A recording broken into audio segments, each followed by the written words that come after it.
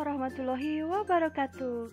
Hai anak-anak, berjumpa lagi dengan Ibu dalam mata pelajaran Sejarah Indonesia.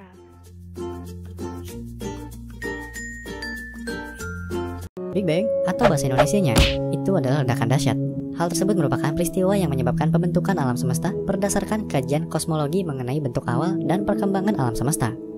Pada teori Big Bang menyebutkan bahwa alam semesta berasal dari kondisi super padat dan panas yang kemudian mengembang sekitar 13,7 miliar tahun lalu. Terbentuknya alam semesta.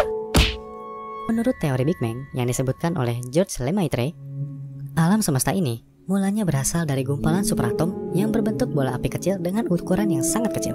Gumpalan itu semakin lama semakin memadat dan memanas, kemudian meledak dan memuntahkan seluruh isi dari alam semesta. Big Bang melepaskan sejumlah besar energi di alam semesta yang kemudian membentuk seluruh materi alam semesta dan kemudian berkembang hingga menjadi bentuk yang sekarang ini dan akan terus berkembang.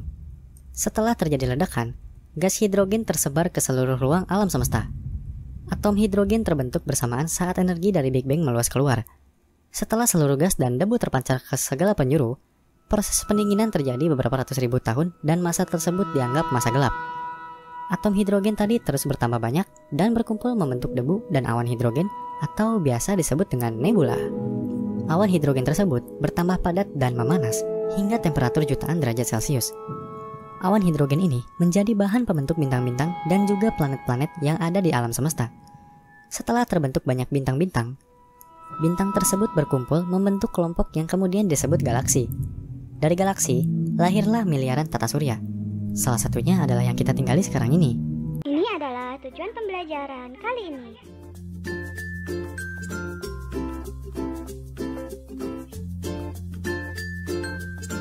Terbentuknya Kepulauan Indonesia berlangsung sangat panjang dan rumit. Nah, ini anak-anak adalah peta pada masa sebelum zaman es. Pada saat itu bumi masih menyatu, yang disebut dengan Pangea. Yang ditunjuk ini adalah daratan rendah yang menghubungkan antara Kepulauan Indonesia dengan benua Asia yang disebut dengan paparan Sunda. Sedangkan yang ini adalah daratan yang menghubungkan Kepulauan Indonesia dengan benua Australia yang disebut dengan paparan Sahul. Kepulauan Indonesia terletak di antara dua benua dan dua samudra. Di sebelah utara adalah benua Asia, sedangkan di sebelah timur adalah benua Australia. Dua samudra yang mengapit wilayah Kepulauan Indonesia adalah Samudra Hindia yang berada di sebelah barat Kepulauan Indonesia dan Samudra Pasifik yang berada di sebelah timur Kepulauan Indonesia. Menurut para ahli, pulau-pulau di Kepulauan Indonesia ini terletak di atas tungku api yang bersumber dari magma dalam perut bumi. Kepulauan Indonesia juga merupakan titik temu antara tiga lempeng. Lempeng Indo-Australia di sebelah selatan, lempeng Eurasia di utara, lempeng Pasifik di sebelah timur. Seiring dengan waktu, lempeng-lempeng tersebut akhirnya berbenturan dan menimbulkan dampak yang berbeda-beda. Namun semuanya telah menyebabkan wilayah Kepulauan Indonesia secara tektonis merupakan wilayah yang sangat aktif dan labil hingga rawan gempa sepanjang waktu. Ini adalah peta Kepulauan Indonesia atau wilayah Asia Tenggara sekarang. Pasti anak-anak melihat ya perbedaannya. Pada saat itu, kegiatan tektonis sangat aktif menggerakkan lempeng-lempeng Australia, Eurasia, dan Pasifik. Nah, kegiatan ini dikenal dengan fase tektonis, sehingga menyebabkan daratan terpecah-pecah seperti sekarang. Benua Eurasia menjadi pulau-pulau yang terpisah satu dengan yang lainnya. Sebagian bergerak ke arah selatan membentuk Pulau Sumatera, Jawa, Kalimantan, Sulawesi, serta pulau-pulau yang berada di Nusa Tenggara Barat dan Kepulauan Banda. Hal yang sama juga terjadi pada benua Australia. Sebagian pecahannya bergerak ke arah utara membentuk Pulau-Pulau Timur, Pulau Nusa Tenggara Timur, dan sebagian Maluku Tenggara. Sebagian besar daratan Sumatera, Kalimantan, dan Jawa telah tenggelam menjadi laut dangkal sebagai akibat terjadinya proses kenaikan permukaan laut atau transgresi. Dari penjelasan tadi, kira-kira apa ya yang menjadi penyebab daratan Indonesia terpisah-pisah? Sebutkan dua ya, jangan lupa ditulis di buku tulis. Pembabakan waktu masa praaksara menurut geologi dibagi menjadi beberapa periode. Di antaranya adalah zaman Azoikum atau Arkaikum. Seperti yang kalian lihat di gambar bahwa pada saat itu bumi masih panas.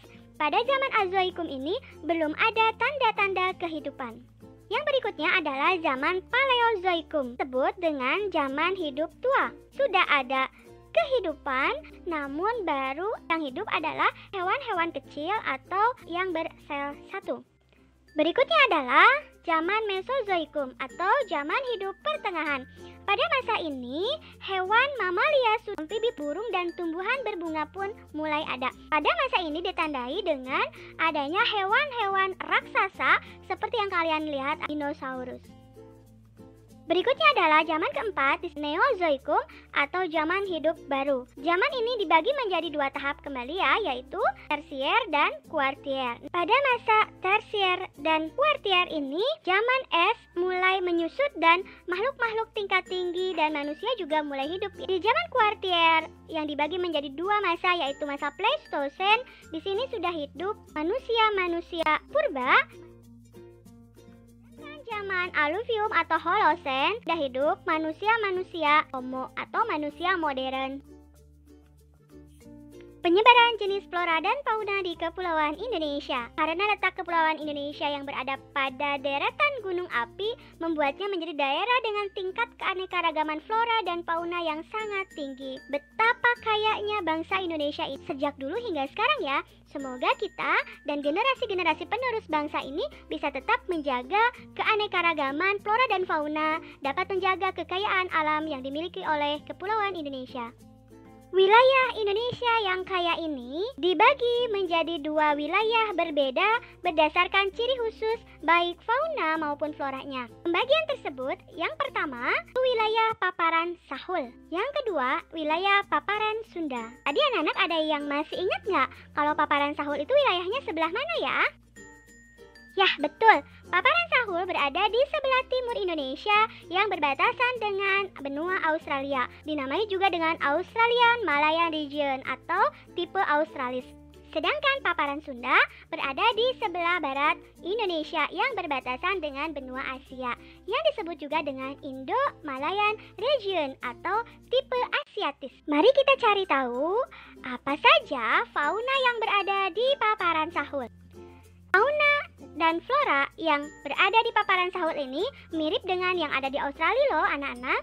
Yang pertama yaitu nokdiak, opsum layang, kuskus, kanguru pohon, dan kelelawar, buaya, biawak, ular, kadal, dan kura-kura. Ada juga katak pohon, katak terbang, katak air.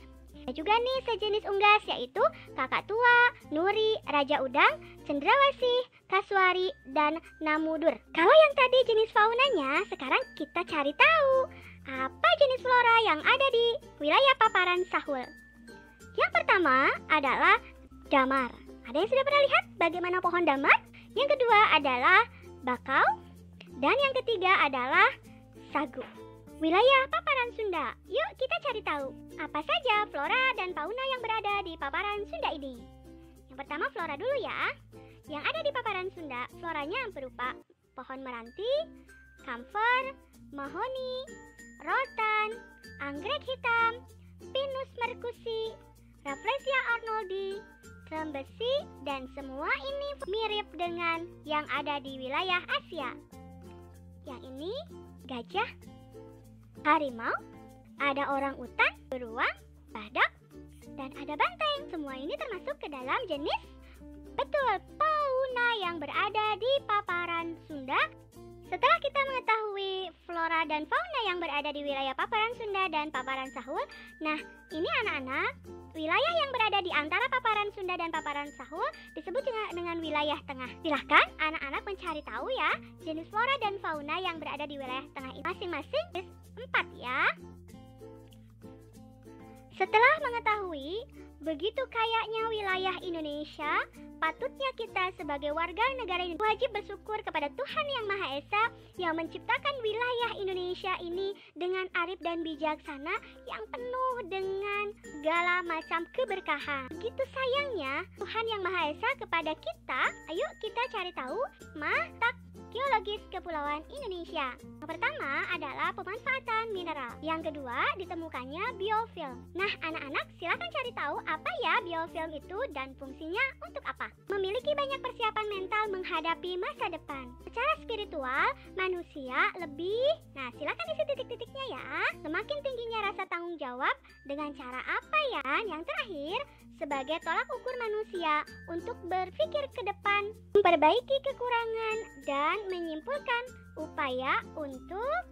Silakan anak-anak, tulis di buku tulis. Jangan lupa ya, harus bekerja sendiri. Kita wajib bersyukur karena Tuhan Yang Maha Esa telah menciptakan Kepulauan Indonesia ini dengan sangat kaya. Silakan tulis 2 cara meningkatkan rasa syukur karena kekayaan flora dan fauna yang dimiliki oleh Indonesia. Jas merah, jangan sekali-kali melupakan sejarah. Sekian materi kali ini. Assalamualaikum warahmatullahi wabarakatuh.